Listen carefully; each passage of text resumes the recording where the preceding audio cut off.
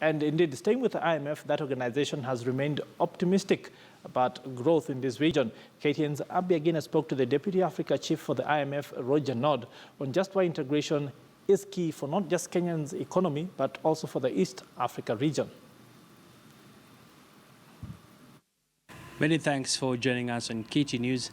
We're to speak to Roger Nod, who is the IMF Deputy Chief based in the Washington District. Thank you, Roger, for making time to be with us. Let's just start off with this: the push to have a monetary union in East Africa. From where you sit, do you think this is the right way to take economic integration in East Africa? In the regional economic outlook that came out, subdued for Africa, but a bright spot was East Africa. And I think that also came out clearly at this conference. A bright spot with growth remaining quite high, investment proceeding. And I think the theme of the conference was, what can we do to make sure that that continues? And we split the conference into two parts. We looked first at the ongoing integration, talking about the customs union, common market, and took stock of that. And then on the second day, we looked ahead. We looked ahead to the monetary union, which heads of state have agreed would be in 2024. So taking stock of where we are, I think the first thing to say is that there has been quite a lot of progress.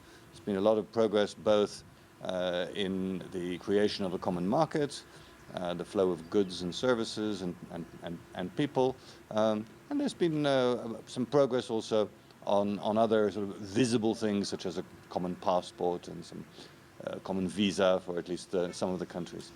But I think what was also clear is that there still remains a lot to be done. There are barriers between countries that need to be eliminated. One of the biggest positions that has been taken in line with economic integration is the fact that it is going to be a game changer for the region, as East Africa will now be able to compete better on the global stage. Perhaps looking at the monetary union, where East Africa looks at having one common currency, what are some of the foreseen benefits this would bring to the economy? I draw two conclusions from what's currently going on in the European Union. I mean, one is you need to enter when you're ready. And possibly some of the countries that experienced crises in recent years were not, in fact, ready for currency union. The second conclusion I draw, this is particularly important, I think, in the case of Brexit, is that politicians need to convince their populations that this is a good thing.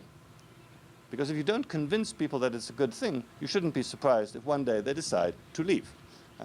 So if indeed monetary union and a common market in the EAC are good for the people of the EAC, and I personally believe it, I think the politicians need to convince the populations that that's the case.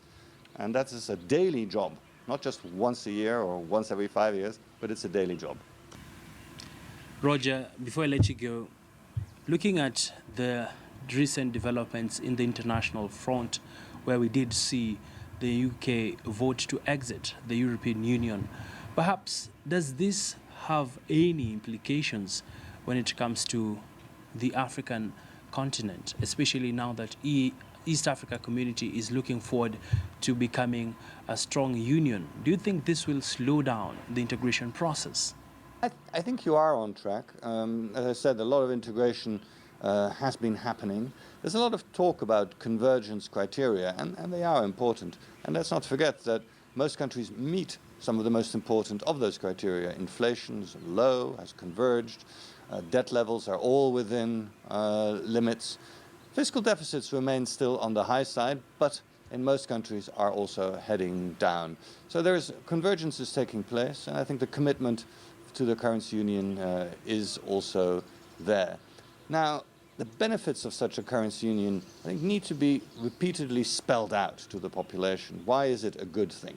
Let me give you one example why I think it's a good thing. Yeah. I think if you have a common market and a currency union, you're going to be a much more attractive, yet more attractive destination for investment, so you will attract more investors, notably in regional infrastructure, which we all know is important, but it's expensive.